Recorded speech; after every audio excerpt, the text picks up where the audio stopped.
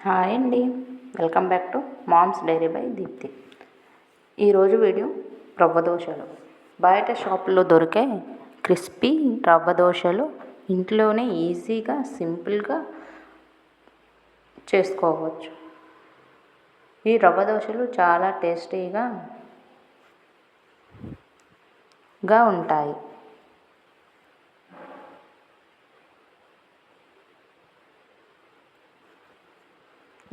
ఈ రవ్వ దోశకు మిశ్రమాన్ని కలుపుకోవటానికి ఒక బౌల్ తీసుకొని అందులో 1 కప్పు ఉప్మా రవ్వని తీసుకోవాలి. 1 కప్పు బియ్యం పిండి,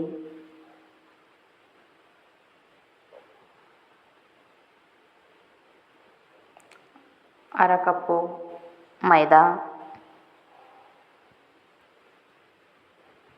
1 టీ స్పూన్నర సాల్ట్,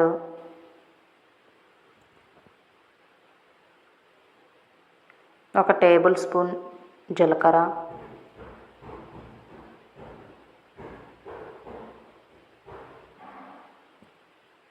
కొంచెంగా వాటర్ వేసుకొని కలుపుకుంటూ ఉండాలి.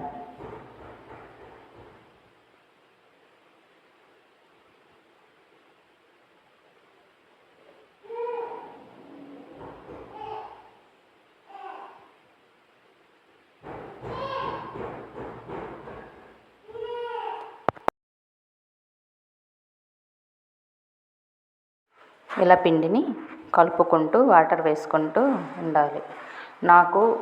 నేను తీసుకున్న మిశ్రమానికి నాకు పిండి కొలుసుకున్న కప్పుతో 5 కప్పుల వాటర్ పడింది. ఈ పిండి ఎంత నీళ్ళగా ఉంటుందో దోశలు అంతా బాగా వస్తాయి.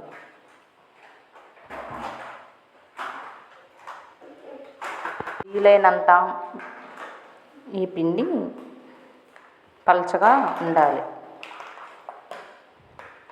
అప్పుడే దోశలు క్రిస్పీగా వస్తాయి.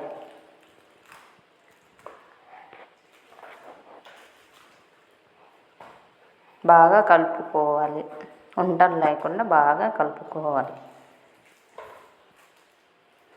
ఇలా ప్లేట్ పెట్టి ఒక పావు గంట సేపు పిండిని నాననివ్వాలి. ఈ దోశకు కావాల్సినవి 2 క్యారెట్, 2 పెద్ద ఉల్లిపాయలు, 6 పచ్చిమిర్చి తీసి సన్నగా కట్ చేసి పక్కన పెట్టేసుకోవాలి. ఇప్పుడు మనం నానబెట్టుకున్న పిండిని తీసుకొని గంటతో బాగా కలుపుకోవాలి. ఇలా కలుపుకుంటే పైన వాటర్ ఉంటాయి, కింద పిండి ఉంటుంది. ఇలా కలపడం వల్ల అంతా మిక్సింగ్ చేసుకొని గ్యాస్ ఆన్ చేసి స్టవ్ ఆన్ చేసి పెనం పెట్టి వేడి చేసుకోవాలి. పెనం బాగా వేడెక్కిన తర్వాత సన్నగా తరిగి పెట్టుకున్న ఆనియన్స్, సన్నగా తరిగి పెట్టుకున్న పచ్చిమిర్చి, సన్నగా తుడుము పట్టిన క్యారెట్,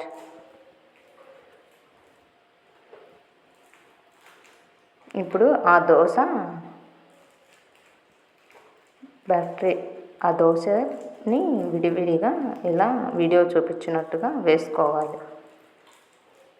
పిండి ఎంత పల్చగా వస్తుంటే దోశలు అంత క్రిస్పీగా వస్తాయి.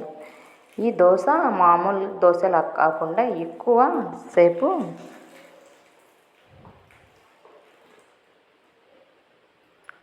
కాలనివ్వాలి, ఎర్రగా కాలనివ్వాలి. ఈ దోశ పైన 1 టేబుల్ స్పూన్ ఆయిల్ వేసుకోవాలి.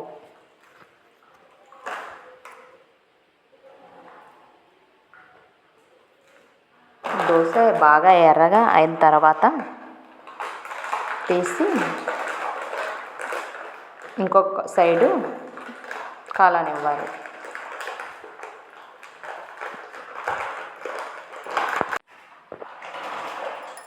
ఇలా ఒక సైడు లైట్గా కాలిన తర్వాత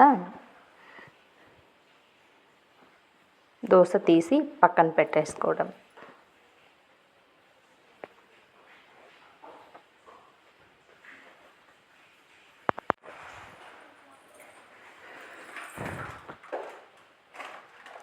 ఈ దోశ వేసేటప్పుడు మళ్ళీ పిండిని బాగా కలుపుకొని పచ్చిమిర్చి, ఆనియన్స్, క్యారెట్ వేసి పెనం మీద దోశ బ్యాటరీని వీడియో చూపించినట్టు వేసుకోవాలి. ఇలా గుల్లగా వస్తే దోశ క్రిస్పీనెస్ వస్తుంది.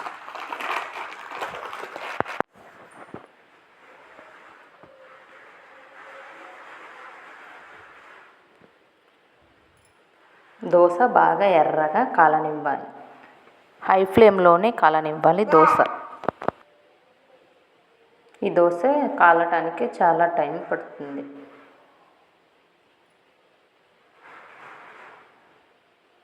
ఇలా దోశ బాగా కాలిన తర్వాత ఒక సైడ్ తిప్పేసుకోవాలి.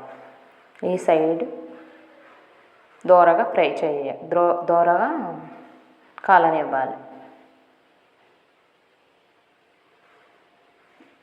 కాలిన తర్వాత పక్కన ప్లేట్లో తీసి పెట్టుకోవాలి. ఈ పిండిని దోశ వేసే ప్రతిసారి పిండిని కలుపుతూ ఉండాలి. ఇలా కలపకపోతే అడుగున పిండి ఉంటుంది, రవ్వ ఉంటుంది, పైనేమో వాటర్ ఉంటాయి.